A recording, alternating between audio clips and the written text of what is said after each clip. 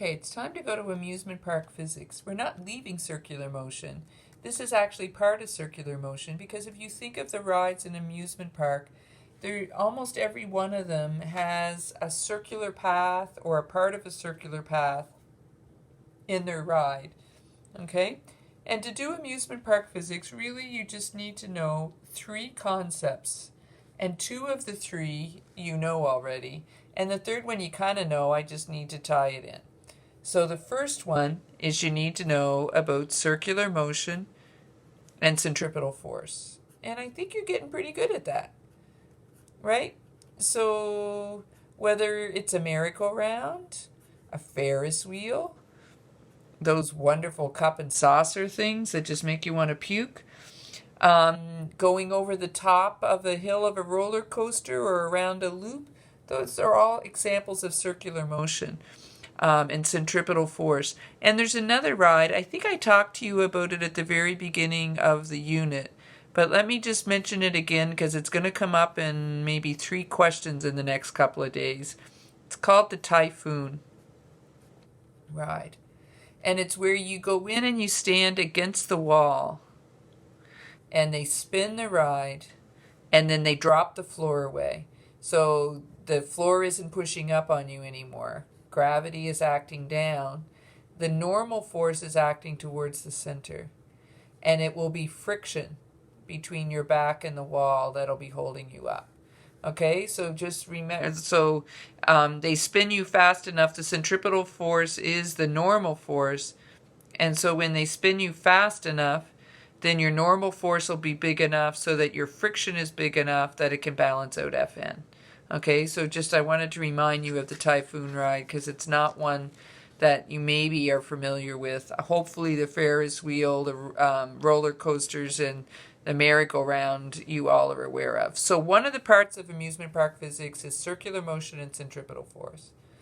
A second part you also know, and it's changes in energy, where we use the conservation of energy equation.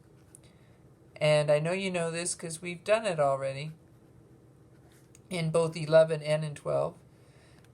So you'll use this at any point when there's like a change in height, change in speed, right? It means it's change in height to change in speed. It means it's changing from kinetic to potential energy to change in speed.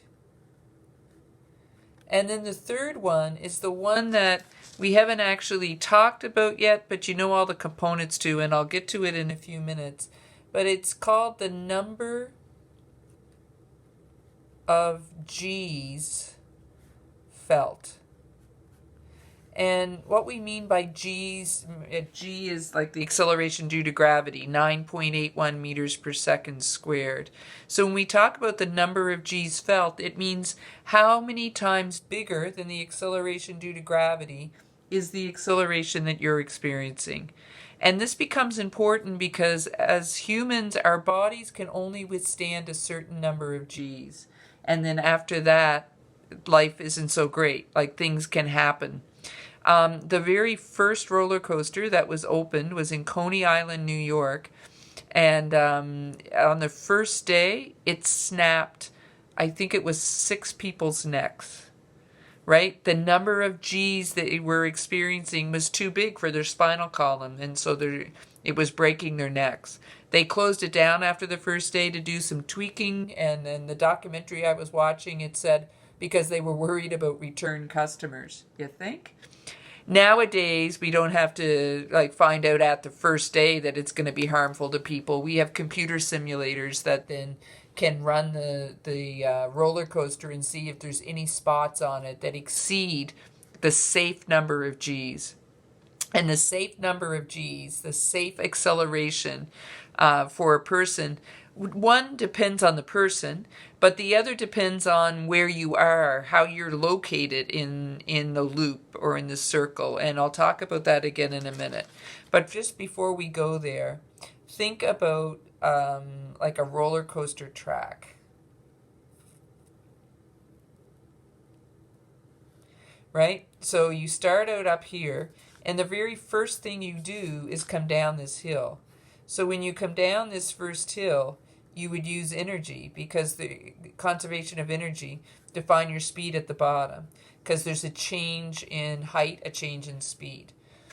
If you wanted to figure out how many G's or what the centripetal force is here in this loop, then you could either use centripetal force or the number of G's. When you're trying to find the speed at the top, it's a change in height again. Okay, so where you are in the loop will determine what to use, what of these you'll use. Okay. Just one other little note. Most of our roller coasters have a loop that looks like this, and this loop is called a clothoid loop. You will not see, or if you do, you should not go on it, a roller coaster that has a regular loop. And I'm going to give you one for homework, actually, like this, that'll show you why. But this was the Coney Island roller coaster, the one that snapped the people's necks. And the problem is, in this roller coaster, the radius of the loop down here and the radius of the loop up here are the same. And so what happens is, remember, FC is equal to mv squared over r. And so you're going to have a really big speed at the bottom. And you want that, because like a roller coaster doesn't run on gas or anything, right? The highest hill is the very first hill. And then it's an object in motion that stays in motion until it loses all of its energy to friction. And so, one, we want a material that doesn't have a lot of friction in it so we don't lose too quickly. But two, at the beginning then, that first hill is always the highest. We're going to have a huge speed at the bottom. Really, really, really big speed that gets squared. And then you're going to go up into like a nice high loop. And you want to make sure your speed is big enough at the bottom that when you get up to the top of the high loop, you're not stopped. Like, you still want to be going fast enough to keep you going through the ride, right? You don't want to be like, I think I can, and then just get here as it stops. And then there was a wonderful documentary a few years ago that talked to this old guy who at that point had designed most of the roller coasters in North America. Other people have probably designed some since then, because he was like 80-something and on his way out. But what he said was the key in designing a roller coaster is that you want to maximize terror while minimizing injury. And the way to maximize terror is to maximize the number of G's felt, to maximize your acceleration. The bigger your acceleration, the bigger the number of G's felt, the more terrifying it feels. So you don't want to be like, I think I can, and then stop here. You want to go around the top of this loop at a really big speed. But notice on a regular loop, obviously the speed has to decrease as you're going up, because its height is getting more, the speed is getting less. So if you had as big a radius at the top of the loop as you did at the bottom, your FC and your AC is not going to be very big and not going to be very terrifying. So the way they fix that is they make this irregular or clothoid loop where the bottom part has a different radius than the top part. So the bottom would have this radius and the top would be much smaller.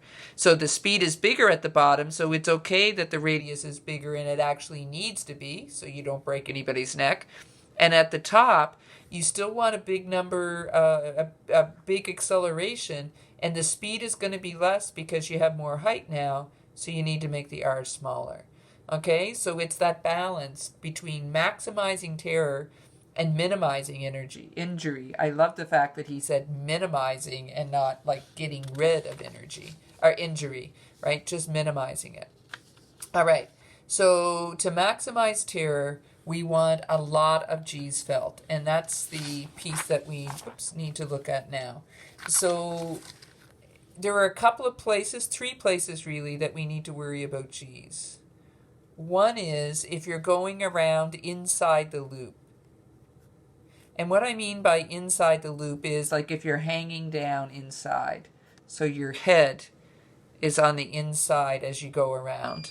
Okay, when your head is on the inside as you go around, when you swing anything in a loop, the liquid always goes to the outside edge.